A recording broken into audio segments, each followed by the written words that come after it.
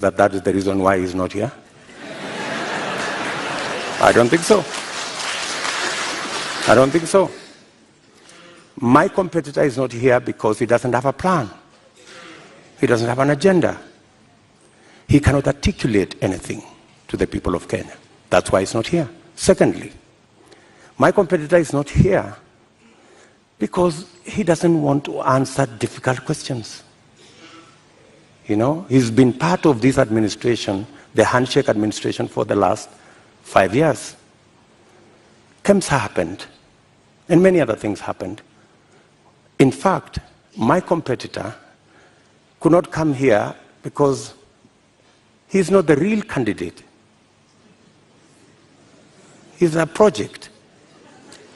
At this moment, Honorable Ruto, just one moment, just to remind our members of the audience that they agreed to abide by the rules of the debate, and that involves no cheers, no jeers, no noise. Honorable Ruto, I'm sorry I interrupted you. Please carry on. Sorry. So, I mean, that's the reason. So these are just scapegoats. You know, he's dodging difficult questions. He doesn't want to answer. His allies, the handshake allies, Mr. Deputy President, there are expectations that are laid out in the Constitution and in law with regards to the character and the values that a leader should have. Do you think when you go out in public campaigns and you use terms to describe your fellow leaders, that demonstrates you as somebody with great values, fit for leadership? I have tremendous respect for all Kenyans and all Kenyan leaders. I have not in any way undermined the public standing of any leader or any person or any Kenyan for that matter. I have not called anybody washenzi. I have not called anybody takataka. I'm just a... Kitendawili? Huh? Kitendawili? I mean, is kitendawili an insult? Ganga? Huh? I think we have all come to understand what kitendawili means. Mr. Deputy President, there's public perception that associates you with a rather good appetite for acquisition of property, particularly land. And this has been mentioned many times.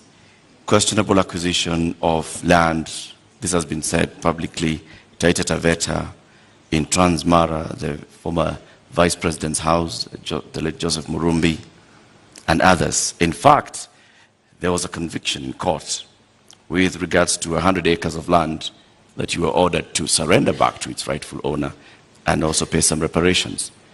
Does this public perception affect you? For your information, that's why I am proposing in our manifesto to deal firmly and squarely, institutionally, with a fight against corruption. Because allegations are made, left, right, and center. Any piece of land that I have is legally acquired. In fact, I think we need to discuss the Muteshi land. You've talked about the 100 acres. I was a victim of fraudulent sellers of that land. What the court ordered me to do was to pay for the 3 years I had occupied the land. And they calculated and said the income from this land would be approximately 5 million shillings for 3 years. And that's what I paid. The people who sold the land to me were taken to court for fraudulently selling the piece of land to me. Those people are in court. The Taveta, my question was, all these allegations. Taveta land issue. There was that, there's a Taveta, there's Western Hotel, there's Transmara. As a person, yes. As a person, what does this make you feel when you hear that there's all this public perception about you and irregular acquisition of land? You see, acquisition of property is a legitimate endeavor. How you acquire it, if it is legitimate, you've paid value for it, and I want to tell you, I have paid value for any property that I have. Maybe the whole story is like everything else that has been said, and all manner of allegations have been raised about many people, you know. My competitor, Dominion land has been mentioned about him, Molasses land, so many other pieces of land. Does that make you guilty? Not at all. I think the presumption of innocence and the fact that I can stand up to scrutiny. And for your information, I am probably the politician in Kenya that has been audited, left, right, upside down, inside out, on any matter, you know. And maybe because I have raised my head beyond what many people think I should. If I was a quiet business person, I am sure I wouldn't attract the same kind of labeling that I've been subjected to. How much is enough? Enough is enough.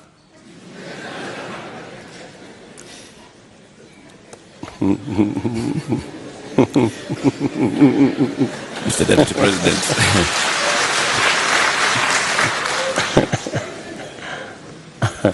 Mr. Deputy President, we'd like to conclude this conversation with the election preparation. We're just 2 weeks away to the August 9th general election. You've previously said that, yes, you are willing and ready to accept the outcome of the election.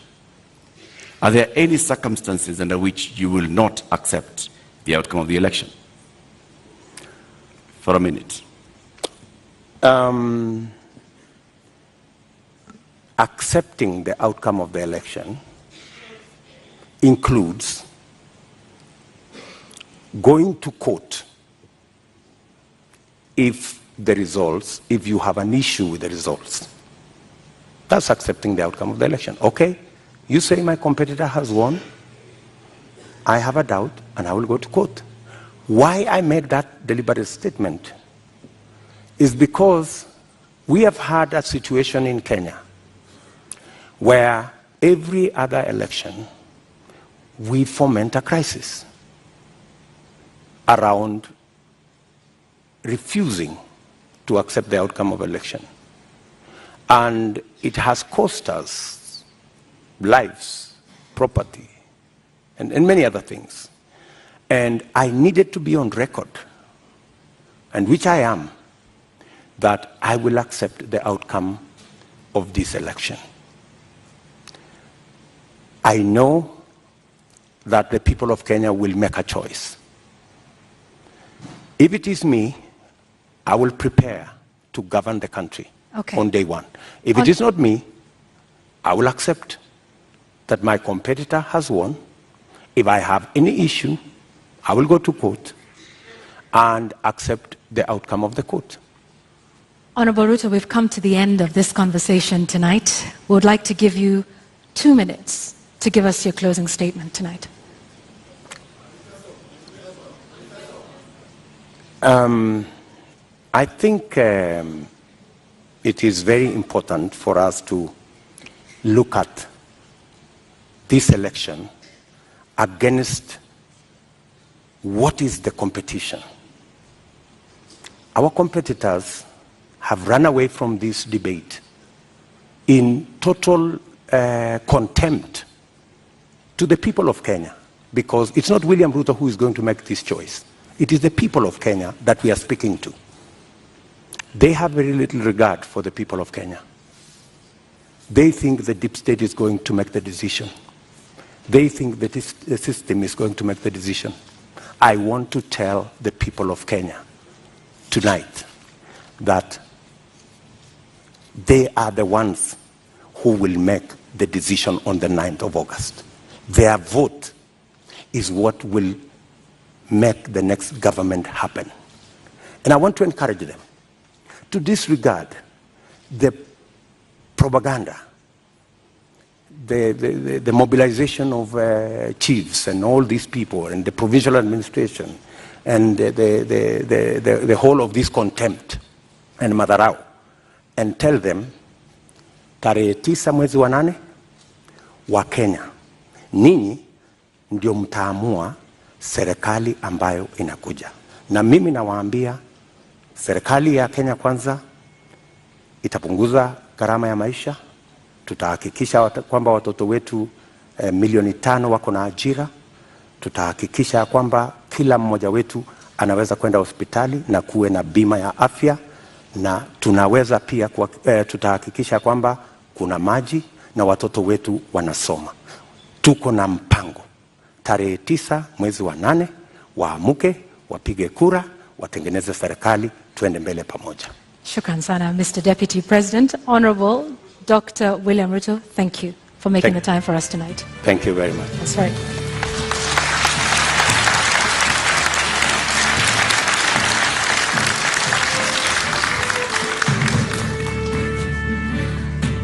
Well, ladies and gentlemen, and the viewers here in the audience, following this at home, and of course those here as well.